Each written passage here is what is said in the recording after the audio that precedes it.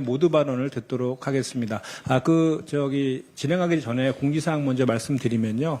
오늘 11시 30분에 공관위가 이제 발표를 하잖아요. 그렇기 때문에 오늘 그 기자회견은 가급적 11시 30분 이전에 저희가 마칠 수 있도록 그렇게 하겠습니다. 그리고 그쪽 공관위 발표 감안해가지고 식사는 12시에 소호정에서 하도록 하겠습니다. 예.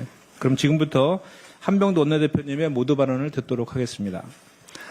지금 이 시각에도 중동 정세 변화 등 글로벌 복합 위기가 우리 국민의 민생과 안전을 위협하고 있습니다. 이란 내 권력 공백과 지하 핵시설을 둘러싼 군사적 충돌 우려로 국제 유가와 환율이 요동치고 있습니다. 정부 또한 외교 안보 위기 대응 체계를 24시간 가동하고 에너지 수급과 물류, 공급망 위험을 점검하고 있는 엄중한 상황입니다. 국가 안보와 국민 경제의 안정 확보가 어느 때보다 절실한 시기에 대한민국 핵심 산업의 명줄이 걸린 대미투자특별법이 국민의힘의 무책임한 의사진행 거부로 멈춰서 있습니다. 국민의힘이 대미투자특별법 처리에 협조하지 않는다면 더불어민주당은 정상적 국회 운영을 위한 조치를 취하겠습니다. 이 법은 글로벌 공급망 재편이라는 거대한 파고 속에서 우리 기업들을 지킬 최후의 안전망입니다. 또한 지난해 한미 양국이 체결한 전략적 투자에 관한 양해 강서 이행의 법적 근거입니다. 국민의힘은 이미 초당적 협력을 약속한 바 있습니다.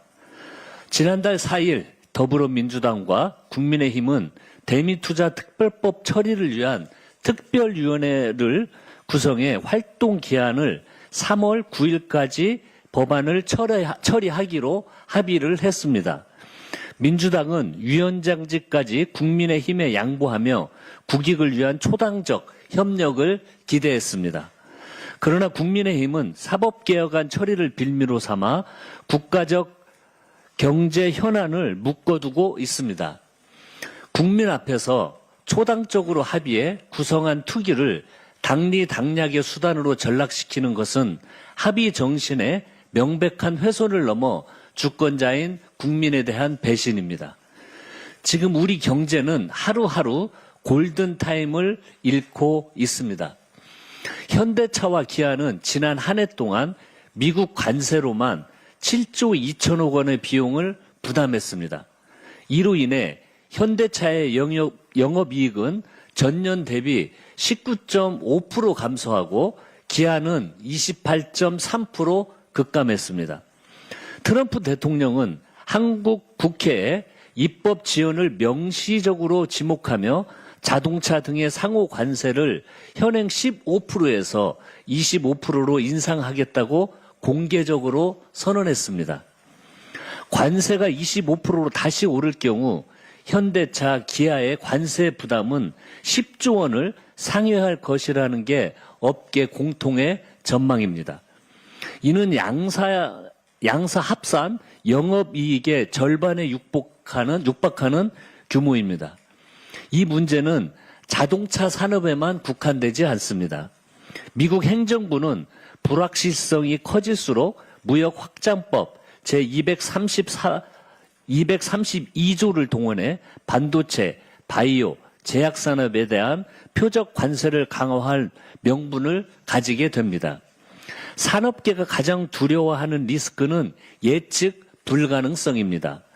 입법 공백이 길어질수록 기업은 투자 계획과 공급망 전략을 세울 수 없고 그 손실은 고스란히 국민 경제로 전가됩니다. 우리가 지체하는 사이 일본은 앞서 나가고 있습니다. 일본은 미국과 합의한 5,500억 달러 규모의 대미 투자를 실행에 옮겨 지난 2월 17일 트럼프 대통령이 첫 번째 투자 프로젝트 3건을 직접 발표했습니다.